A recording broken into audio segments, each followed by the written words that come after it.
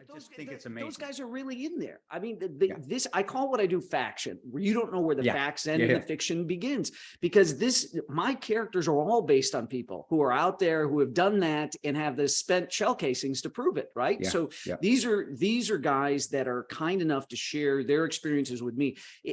I couldn't do what I do without guys like you and other buddies that I've got Sure. in the military, whether they're active or whether they're retired. There is a pool of knowledge that exists, and it doesn't disappear just because you're no longer active. You come out, there are things Yeah. that you learn that, that are at your core. And so having done this for 20 years, I've bought a lot of steak dinners and a lot of pitchers of beer and just sat there.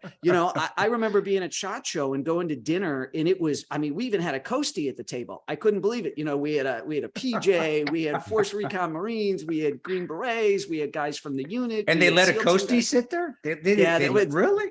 It was funny. The SEALs kind of took them under their wing. And it's funny, the Marine guy, and I don't mean to bash the SEALs because my guy is a former SEAL, but it was funny because the Marine that I was sitting next to, he goes, watch. He goes, we're going to get kicked out of every bar we go into tonight. And the reason is going to be those two guys. And he points at the SEALs at the end of the table. And he goes, Brad, I know you don't know a lot about the SEALs, even though you've written a couple of books. Let me tell you, they've been thrown out of every single country. He was just merciless on these guys. And I'm like, that's really not fair. And he's like, trust me, you're going to see it. And we went to Coyote Ugly, and they had all the good looking women on the bar. And these guys jumped up on the bar. And then the security came to ask him to step down. And that's right when the brand new strobe features flashlights were coming out. And so this was years ago, and everybody that knew Surefire had these things at SHOT Show. And so as soon as the security's like, you guys got to get down, they're blasting these guys in the face and strobing them.